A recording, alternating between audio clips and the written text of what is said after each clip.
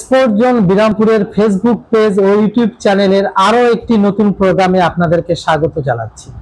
আর আজকের আমাদের প্রোগ্রামে অতিথি হিসেবে উপস্থিত রয়েছেন বিরামপুরের দুই তারকা ক্রিকেটার তাইফুর মোল্লা এবং সিরাজুম মনির সৈকত।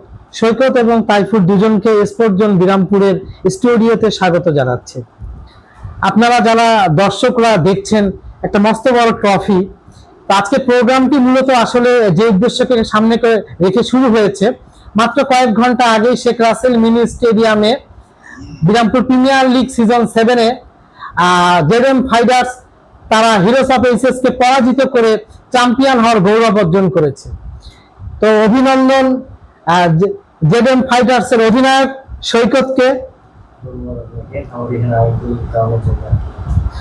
আপনারা যারা বিপিএল কে ফলো করছিলেন, আপনারা জানেন যে যে তিনটি দল এবারে বিপিএল থেকে বাদ পড়তে পারে বলে অনেকেই প্রেডিকশন করেছিলেন, তার মধ্যে একটি দল ছিল জেডএম ফাইটার্স। কিন্তু শেষ পর্যন্ত জেডএম ফাইটার্স সকল জল্পনা কল্পনাকে পরাভূত করে তারাই চ্যাম্পিয়ন হওয়ার গৌরব অর্জন করেছে। সৈকত, এই বিপিএল এ প্রথমবারের মতো আপনি গতকালকে ফেসবুকে পোস্ট দিয়েছেন, 11 বছরে 7টি বিপিএল এ প্রথমবারের মতো ফাইনাল খেললেন এবং চ্যাম্পিয়ন হওয়ার গৌরব অর্জন করলেন। আপনার অনুভূতি? অনুভূতি আর কি মানে খুবই ভালো। আমি গতকালকে পোস্ট দিয়েছিলাম আর কি, মানে ম্যাচ জেতার পরে। তো আমি খুব আশা করছিলাম যে আমার তো মানে ফাইনালে আসার কথাই না, মানে আমার টিমের যে সিচুয়েশন ছিল আর কি। যাই হোক, সব প্লেয়ারকে আবার অনেকদিন পর যেহেতু বিপিএলটা, সবাইকে আবার একজোট করে আবার টিমটাকে নতুন করে সাজানো। তারপর রোহানের ম্যাচ, রোহান তো এত সুন্দর খেললো, আপনাদের টিমের সঙ্গেও খেলছিল। তারপর আজকেও যে ফাইনালে যে খেলাটা খেললো আর কি রোহান, রোহানকে দীর্ঘদিন বিরামপুরের ক্রীড়ামোদী মানুষ মনে রাখবে তার অসাধারণ দুটি ইনিংসের জন্য পরপর। আর এর আগে তো সে ভালো খেলেছেই, তো একত্রে এটি আবার আপনারই আবিষ্কার। জি, আমি আর কি ফার্স্ট থেকে আমার রোহানকে নিয়ে আসার কথা ছিল, ফার্স্টেও আসেনি। পরে আমি মানে ফার্স্টে দুইটা ম্যাচ আর কি রংপুরের সালাম ভাইকে নিয়ে আসা হয়েছিল। তারপরে আবার রোহানের সঙ্গে কনভারসেশন করে আবার সব ঠিকঠাক করে আর কি এই মতো হয়ে গেল। তারপর আলহামদুলিল্লাহ জিতেই গেলাম। আজকে ঘুম হবে তো? হ্যাঁ, ইনশাল্লাহ খুব ভালো ঘুম হবে। হ্যাঁ, ইনশাল্লাহ। তো তাইফুর, আপনার বন্ধু প্রথমবারের মতো বিপিএল চ্যাম্পিয়ন হলো এবং আপনার দলকেই পরাজিত করে এসে ফাইনালে আসলো এবং চ্যাম্পিয়ন হলো। তো আপনার বন্ধুর দল চ্যাম্পিয়ন হওয়ার আপনার অনুভূতি? সত্য কথা বলতে তার আগে বলে নেই যে আজকে এখানে কথা বলার সুযোগ দিয়েছেন, আপনি আমন্ত্রণ জানিয়েছেন, এই জন্য আপনাকে এবং স্পোর্টস জোনকে অসংখ্য ধন্যবাদ যে এই স্পোর্টস জোনের মাধ্যমে এখানে আসতে পারছি। তো আমার অনুভূতির কথা যদি আমি বলি, তো খুব ভালো লাগছে আমার। এটা সত্য যে আমার দল হেরে গেছে, সব দলই চাই যে তারা চ্যাম্পিয়ন হবে, জিতবে। আমারও আশা ছিল। তো আমার বন্ধুই জিতছে, ছোটো থেকে আমরা একসাথে বড় হয়েছি, আমাদের একসাথে অনেক খেলাধুলা করছি। তো মাঠের মধ্যে তো আমরা যখন খেলার মধ্যে ছিলাম, ওর মতো আমি আমার মতো আমি চেষ্টা করছি, ওর মতো চেষ্টা করছি। তো যখন হারছিলাম অবশ্যই খারাপ লাগছে, তবে ও যে চ্যাম্পিয়ন হয়েছে এটা আমার একটা ভালো লাগা। কারণ ও এর আগে অনেকবার আপনার খেলছে, কিন্তু কখনোই চ্যাম্পিয়ন তো দূরের কথা, ফাইনালেও উঠতে পারেনি। এটা একটা ওর আফসোস ছিল। তো যেহেতু আমারই বন্ধু, আমারও ভালো লাগছে বিষয়টা, ঠিক আছে। আমারও এতে আমিও সন্তুষ্ট, দেখো আমার বন্ধুই তো চ্যাম্পিয়ন হয়েছে। সৈকত, হিরোস অফ এইচএস কে কিন্তু এবারে বিপিএল এ একটা যেমন শক্তিশালী দল তেমনি লাক ফেভার করেছিল। নওয়াব আলী সরকার স্মৃতি সংসদের বিপক্ষে তারা একেবারে একটি হারা ম্যাচ টাই হওয়ার পরে সুপার ওভারে গিয়ে জয়লাভ করে এবং এলিমিনেটরে সেখানেও তারা অত্যন্ত রেস্ট হাউস এই টুর্নামেন্টের হট ফেভারিট, টপ ফেভারিট দল বলে যাকে সবাই অভিহিত করেছিল। সেই ম্যাচটা প্রায় হারা হওয়ার পর্যায় থেকে এসে তারা জয়লাভ করে, ফাইনালে উন্নীত হয়। এরকম একটি শক্তিশালী দলের বিপক্ষে আপনাদের ম্যাচ আপনারা এইভাবে আজকে সহজে জিততে পারবেন, এটা কি আপনাদের ধারণা ছিল? না, আমরা এতটাও করিনি। আমাদের মানে প্ল্যান ছিল আর কি ফার্স্টে আর কি গত রাতেই আর কি রোহান আমি ডিসকাস করছিলাম যে আমরা ফার্স্টে ব্যাটিং নেবো আর কি, যেহেতু হিরোস অফ এইচএস এর মানে বোলিং নির্ভর আর কি। বোলিংটা খুবই ভালো, আর ব্যাটিং এ জসি ভাই আর সানি ভাই ছাড়া ওরকম ব্যাটিং আর কি নাই। টার্গেট ছিল আর কি ব্যাটিংটা নিবো, যত রান করা যায় আর কি, 150-160 করলে ইনশাল্লাহ। মানে আপনারা টার্গেট করেছিলেন টসে জিতলো আপনারা ব্যাটিং নেবেন, তো টসে হারার পরও আপনারা ব্যাটিং পেয়েছে। পাইছি, এটাই আর কি প্লাস পয়েন্ট আর কি। আমাদের প্ল্যানে ছিল আর কি ব্যাটিং নিব। তো তাইফুর, আপনি তো বিপিএল এর সেই শুরু থেকে বিপিএল এর সাথে জড়িত, এবং বিশেষ করে এই বিপিএলটি যিনি আয়োজকের সাথে যার নামটি অঙ্গাঙ্গী ভাবে জড়িত রয়েছে, 4 নম্বর ওয়ার্ড কাউন্সিলর জনাব মোজাফফর আহমেদ।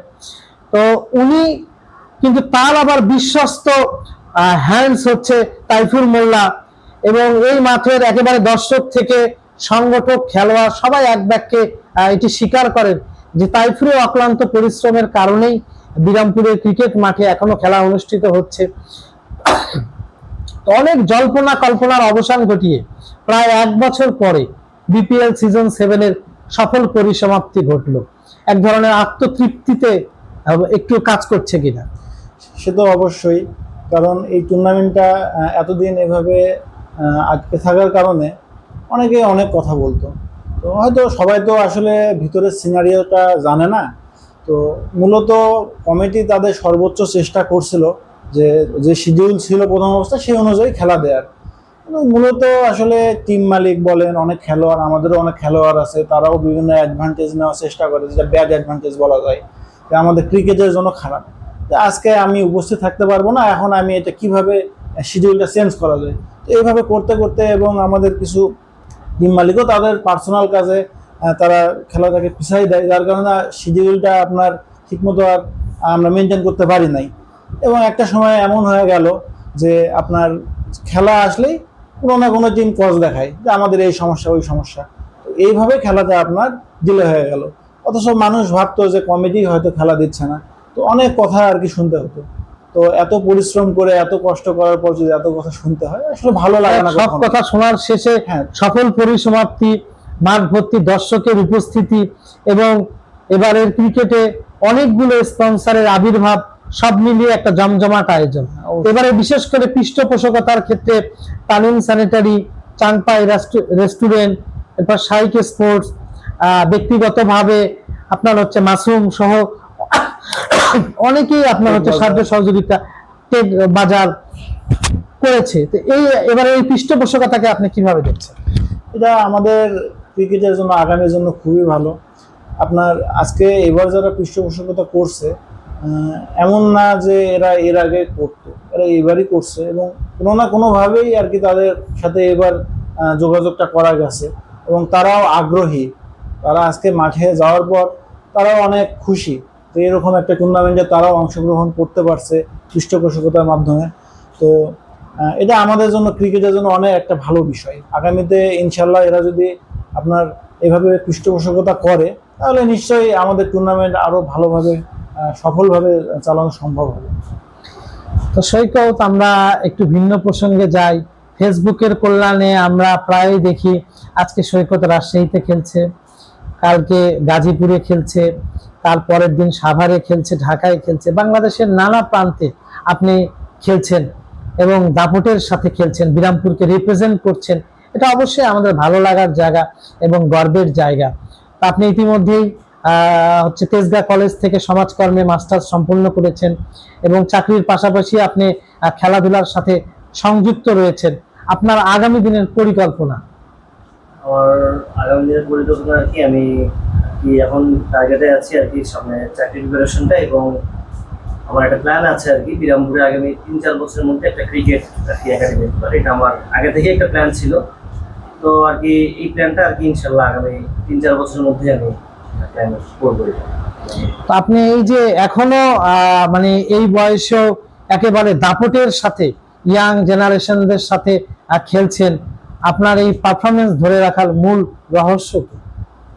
আসলে আমি মানে সবসময় আর কি ছোট থেকে আর কি, মানে আমি যেখানে যাইতাম আর কি, মানে যেটা পাইতাম আর কি হাত ধরে যেতাম, এরকম আর কি। ছোট থেকেই খেলার প্রতি একটা নেশা ছিল। তারপর তো আল্লাহর মতো ভালো খেলি আর কি, মোটামুটি ভালো খেলতাম। বলিংটা আর কি ছোট থেকে একটু জোরে জোরে বল করতাম। তারপরে আলহামদুলিল্লাহ, যেখানে আর কি আমার এখনো মনে আছে যে 2013 সালে যখন ফার্স্ট বিপিএলটা হয়, তখন আর কি ফরেন প্লেয়ার 4টা করেছিল। তো সৈয়দপুরে আমরা 4 জন প্লেয়ার ছিল, সরকার রেস্ট হাউসে খেলছিলাম। তো ওই 4 জন প্লেয়ারের মধ্যে মানে নাসিম ভাই ছিল। তো উনি আর কি আমার বলটা খুব পছন্দ করছিল। তো আমরা ওই বিপিএল এ ফার্স্ট কোয়ালিফায়ারে হেরে যাই। আমি হাইস্ট উইকেট টেকার ছিলাম। তো আমার বল দেখে নাসিম ভাই খুব পছন্দ করাতে তখন আমি ক্লাস 9-এ, তখন আর কি 9 বা 10-এ, তখন আমাকে নাসিম ভাই আক্কেলপুরে পাঠাইলো খেলার জন্য। তো খেলতে গেলাম, খেলতে যাই ওখানে খুবই ছোট আর কি তখন, সবার অনেক বড় বড় প্লেয়ার রাজশাহী থেকে সেই, তারপরে আমি এত ভালো বল করছি আর কি, সবাই আমার বোলিং দেখে আর কি খুবই ইয়ে করছে। কিন্তু কখনো কি আফসোস হয় বিরামপুরে একটা ক্রিকেটের বলবো যে তারকা জেনারেশন ছিল, সৈকত, সানি, তাইফুর, শুভ, সেলিম, তো আপনাদের অনেক দূর পর্যন্ত যাওয়ার একটা সম্ভাবনা ছিল, বিরামপুরের অনেক মানুষের আশা ছিল যে এই ছেলেগুলো এক এক জাতীয় পর্যায়ে এমনকি আন্তর্জাতিক পর্যায়ে হয়তো খেলার সুযোগ পাবে, একটা সময় আসবে, তো সেটা নিয়ে কি কখনো আফসোস কাজ করে? এটা আমার আফসোস কাজ করে, কেন আমাদের এই টিমটা যাদের কথা বললেন আপনি, যে তাইফুর, সানি ভাই, সেলিম ভাই, শুভ ভাই ছিল, ফিরোজ, এরা আমি দেখছি, তানভীর। হ্যাঁ তানভীর ভাই, সাকিব আছে জুনিয়র, যে আমি সব সময় আমি বাইরে যেখানেই যাই, আমি সানি ভাইয়ের সাথেও ডিসকাস করি যে আমাদের যে টিমটা, আমরা শুধুমাত্র মারুতি বল আমাদের এই পাশে 3 স্টারটা বেশি একটু চলে, 3 স্টারের পাশাপাশি আমরা টেপেও এত ভালো খেলি, ইভেন আমাদের ক্রিকেট বলেও আমাদের জাকারিয়া শান্ত যে 19-এ আছে এখন, সেও আছে, এবং তার পাশাপাশি আমিও ক্রিকেট বলে আর কি ঢাকায় খেলি, আর অনেকেই খেলে আর কি। তো আমাদের টিমটা এত যে ক্রিকেট বলেও আমাদের ভালো প্লেয়ার আছে, টেনিস 3 স্টারে, তা আমরা খুবই আফসোস হয় আমি না পারি, আমি সানি ভাই একটা ভালো পর্যায়ে যাইতে পারো, কিন্তু আসলে ফ্যামিলির চাপ বা অনেক কাজের চাপে আর কি হয়ে উঠলো না আর কি। তাইফুর, যে এই যে প্রশ্নটা সৈকতকে করলাম, যে কখনো কি আফসোস কাজ করে? আসলে আমি ব্যক্তিগতভাবে যদি বলি, আমার যাত্রাটা তো আমি আফসোস করি না এই জন্যই যে যে সময়ে আমরা ক্রিকেট খেলতাম 2013 সালও যেটা বললো বিপিএল এর সময়, ওই সময় আমরা ক্রিকেটটা তখন আপনাদের একটু লেটে শুরু হয়েছে। না, লেটে বলতে বিষয়টা এমন না, আমি যখন ক্লাস 6-এ পড়ি তখন আমাদের বিরামপুর থেকে, আমাদের তো তখন খেলা এমন হতো না যে বিরামপুরের সাথে জয়পুরহাট বা এমন খেলা হতো না, লোকাল পর্যায়ে অনেক কম্পিটিশন, হয়তো ঘাটপাড়ের সাথে আপনার কলেজ বাজার অথবা আপনার এমন বাহিরে খেলা হতো এই টাইপের। ক্লাস যখন 5-6-এ আমি পড়তাম তখন থেকে আমি আমাদের যে ঘাটপাড়ে যে টিম ছিল বড়দের সাথে আমি খেলতাম, তখন থেকে আমাকে তারা টিমে নিত। এবং সবচেয়ে একটা ভালো বিষয় ছিল আমার, সেটা হলো আমাদের ওখানে এক ভাই ছিল, সৌম ভাই নাম, উনি খুব জোরে জোরে একটু ঢেল বল করতো, আমাদের অনেক বড় ভাইরা ওনার বল ফেস করতো না, তো আমি ওই সময়ও ওনার বল ফেস করতাম এবং আমাকে উনি বিট করতে পারতাম, তো তখন থেকে আমি আমাকে আউট করতে কেউ পারতো না। তো কিন্তু বিষয়টা হলো যে আমার আসলে আর্থিক অবস্থাটা এমন ছিল ওই সময়ে যে আপনার বিকেএসপিতে ট্রায়াল বলেন বা যে কোনো সময় বিকেএসপিতে যেতে গেলেও তো দিনাজপুরে যাওয়া আসা করতে হবে, এবং যাওয়া আসা করতে গেলে আপনার যে খরচটাই খরচ হলে আমার 3-4 দিন সংসার চলবে আমাদের ওই সময়। তো যেহেতু এরকম একটা অবস্থার মধ্যে দিয়ে গেছি আমি, তো পরবর্তীতে আমার মানে এটা না আফসোস হয় না, আমার যেহেতু নাই সেটা নিয়ে তো আমার চিন্তা করে আর লাভ নেই, আল্লাহ যা দিয়েছে তাই নিয়ে সন্তুষ্টি করি। আর আপনার যদি আমি বলি যে আমাদের বিরামপুরের ক্রিকেটাররা, হ্যাঁ এই বিষয়ে আমার আফসোস হয় যে আমাদের বিরামপুরের ক্রিকেটাররা অনেক ভালো খেলে, আমরা তো বিভিন্ন জায়গাতে খেলছি, একসাথে টিম হয়ে খেলছি, একটা সময় আমরা আশেপাশে রাজত্ব করছি, সত্য কথা যেটা, জয়পুরহাট বলেন, একটা বগুড়া প্রশ্ন বলেন। আমার মানে সবসময় হয়তো মাথার মধ্যে কাজ করে, সেটা হচ্ছে যে আপনি পড়াশোনার পাশাপাশি পেশাগত জীবনে বর্তমানে এখন একটি স্কুলে ফিনান্স ডিপার্টমেন্টের দায়িত্ব রয়েছেন, কারমাইকেল কলেজ থেকে আপনি ম্যানেজমেন্টে মাস্টার্স সম্পন্ন করলেন, খুব সেই অর্থে খুব বেশি প্র্যাকটিস করা, অনুশীলন করার সুযোগ পান না, কিন্তু তারপরে টুর্নামেন্ট গুলোতে বা বিভিন্ন বড় ম্যাচে আপনার পারফরমেন্স ধারাবাহিকভাবে আমরা লক্ষ্য করি যে আপনার পারফরমেন্সের ঘাটতি কখনো হয় না, এটি ধরে রাখার রহস্যটাই। এটা সম্পূর্ণ আল্লাহর ইচ্ছা। আর এই যে আপনার রিসেন্ট আমরা কিছুদিন আগেও চেষ্টাতে খেলতে গেলাম টিম, ও 3 স্টার বল আর কি, ওটা আপনার অনেকদিন থেকেই খেলা হয় না মূলত, আবার ওখানে গিয়ে উত্তর অঞ্চলের আমাদের যত ভালো ভালো প্লেয়ার ছিল সবার ওই মাঠে ওই দিন উপস্থিত ছিল। তো আল্লাহর রহমতে ওখানে ব্যাটিং করতে নেমেও মানে আমার প্রথম থেকে আমি আমার ব্যাটে বল লাগতেছি, সব ভালো ভালো বলার, ঠিক আছে। তো এটা আল্লাহর ইচ্ছা, এটা এখানে প্র্যাকটিস করার তো কোনো সুযোগই নাই। ম্যাচ আমাদের বিরামপুরের ম্যাক্সিমাম যারা এখন খেলে বেড়ার সুযোগ পাচ্ছে আশেপাশে, তারা খেলতেছে, তাদের সাথেও আমার যাওয়ার সময় হয় না, একমাত্র শুক্রবার আমি হয়তো একটু সময় পাই, ওই দিন হয়তো খেলার সুযোগ যদি পাই খেলি, না হলে খেলি না। এরপরেও যেটা হচ্ছে আল্লাহর ইচ্ছা, এটা এখানে আসলে কোনো রহস্য বা কোনো কিছু নাই। সৈকত, এই আপনার বন্ধু তাইফুরের সাথে তো বিরামপুরের বাইরে অসংখ্য ম্যাচ একসাথে খেলেছেন, তো কোনো ম্যাচের জয় বা পরাজয়ের কোনো স্মৃতি এখনো মনকে স্পর্শ করে এরকম কোনো ম্যাচের কথা? আমাদের 2017-তে আর কি পাঁচবিবিতে একটা টুর্নামেন্ট হয়েছিল আর কি, বড় কাশি টুর্নামেন্ট। ওটা এনটিভি ছিল না আর কি, তখন মানে বাইরের টিম দিবে না, ওরা ফোন দিল যে আমাদের টিম বারজানা নামে খেলতে হবে। তখন আমরা খেলা নিলাম, প্রথম ম্যাচ সব ভালো ভালো আর কি টিমরা অংশগ্রহণ করছে আর কি, সব বড় বড় আপনার রাজশাহী, বগুড়া সব। তখন আর কি ওরকম আমরা ফাইনালে গেলাম, ফাইনালে যাই আমরা ওই টিম আর কি 100, আমরাই আগে ব্যাটিং করছিলাম তাই না? হ্যাঁ, আমরা আগে আমরা আগে ব্যাটিং করলাম, করে আর কি 130-এর মতো এরকম করছিলাম। করার পর আর কি আমরা একটা পর্যায়ে ম্যাচটা হেরে যাওয়ার মতো আর কি, খুব বড় টুর্নামেন্ট। তখন আমরা 2017 সালে খুবই ইয়াং আর কি, আমরা সবাই আমাদের ফুল বিরামপুরের টিমটা। তখন আর কি একটা টাইমে ও বোলিং এ আসলো, ওর ব্যাকহ্যান্ড যেটা স্লোয়ার যেটা, ওটা খুবই আর কি কার্যকর। তো মানে ওর ব্যাকহ্যান্ড খেলাই যেত না, ওর ব্যাকহ্যান্ডটা এত সুন্দর।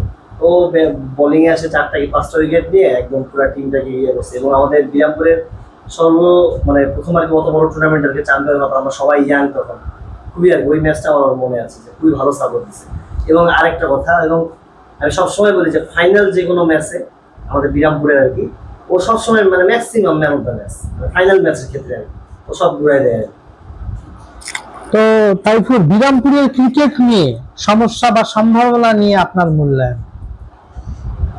বিরামপুরের ক্রিকেট নিয়ে সমস্যার কথাটাই আগে বলি আমি।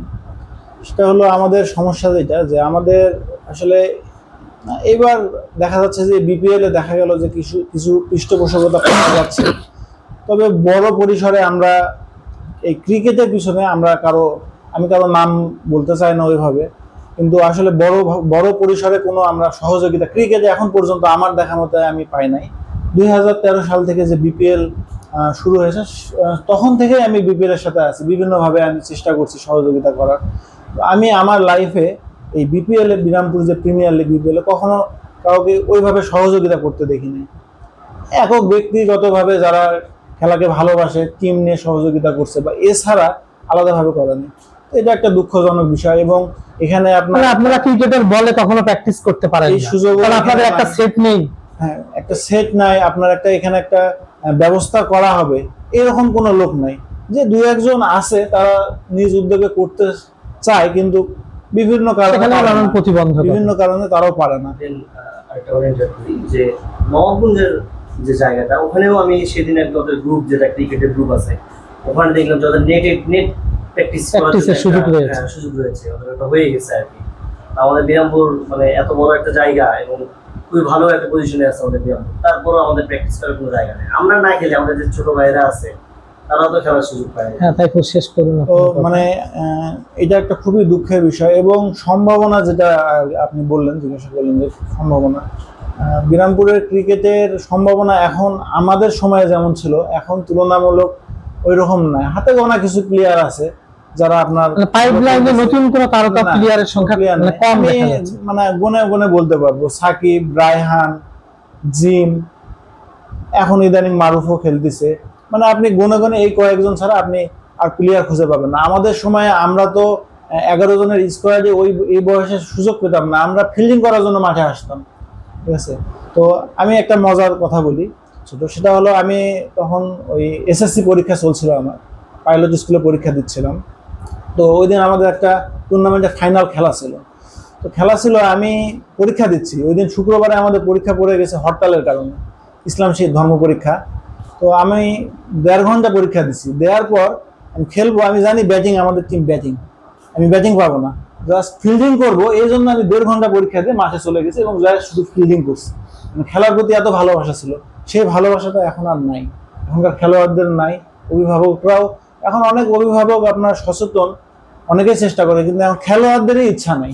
এখনকার ছেলেবেলেরা মোবাইল এটা নিয়ে আসক্ত, অনেকেই আপনার নেশা, তারপর জুয়া, এগুলা নিয়েই মানে আসক্ত হয়ে গেছে। খেলোয়াড়দের মানে এখনকার ছেলেপেলেদেরই আগ্রহ নাই, অনেক অভিভাবকের আগ্রহ বাড়ছে আগের তুলনায় এখন। কিন্তু আজকে সময়ের সীমাবদ্ধতার কারণে আমাদের প্রোগ্রামটা একটু সংক্ষিপ্ত করতে হয়েছে। তো আমরা আগামীতে আপনাদের কাছে বিরামপুরের ক্রিকেট ক্রীড়াঙ্গন, আন্তর্জাতিক ক্রিকেট সহ নানান বিষয় নিয়ে আমরা আপনাদের সাথে আবারও কথা বলবো। তো আজকে সৈকতের কাছে জানতে চাইবো, স্পোর্টস জোন বিরামপুর যাত্রা শুরু করেছে, জাতীয় আন্তর্জাতিক খেলাধুলার পাশাপাশি স্থানীয় খেলাকে সরাসরি সম্প্রচার করার চেষ্টা করছে এবং এই ধরনের অনুষ্ঠান বিরামপুরের ক্রীড়াঙ্গনে তারকাদেরকে উপস্থাপন করার একটা প্রয়াস চলছে। এই প্রয়াসকে আপনি কিভাবে দেখেন? এটা অবশ্যই ভালো দিক আমাদের, মানে সব ধরনের খেলার জন্য আর কি, ক্রিকেট, ফুটবল, যা অন্যান্য স্পোর্টস আছে।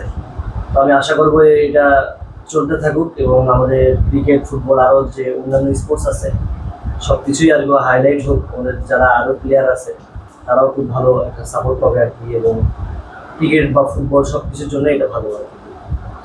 তো স্পোর্টস জোন বিরামপুরের স্বপ্ন সারথীদের একজন আপনি। স্পোর্টস জোন বিরামপুরকে নিয়ে আপনি কি স্বপ্ন দেখেন? আমি স্পোর্টস জোন বিরামপুরকে নিয়ে এটাই স্বপ্ন দেখি যে আজকে আমরা যেমন শুরু করছি এটা যেন শেষ না হয়।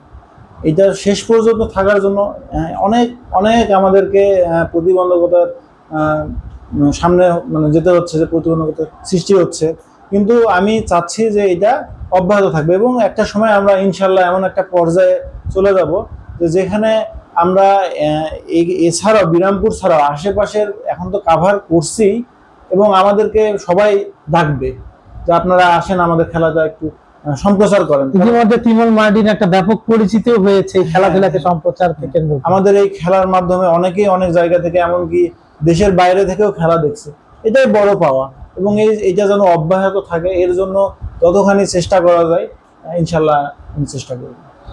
যাই হোক, আমরা আবারও যে ট্রফিটা দেখছি হয়তো ক্যামেরার পর্দায়, তো আপনারা জানেন যে বিপিএল সিজন 7-এ জেডেন ফাইটার্স তারা চ্যাম্পিয়ন হওয়ার গৌরব অর্জন করেছে এবং Heroes of HSK runners up হওয়ার গৌরব অর্জন করেছে। দুদলকে স্পোর্টস জোন বিরামপুর পরিবারের পক্ষ থেকে আমরা অভিনন্দন জানাই এবং এই টুর্নামেন্টের সফল আয়োজনের জন্য আয়োজক কর্তৃপক্ষকেও আমরা অভিনন্দন জানাই। আজকের মতো আমরা এখানেই আজকের পর্ব শেষ করছি। আগামী দিনে আবারও নতুন কোনো অতিথি নিয়ে স্পোর্টস জোনের পর্দায় আবারও আপনাদের সাথে দেখা হবে। সেই পর্যন্ত সবাই ভালো থাকে। ধন্যবাদ।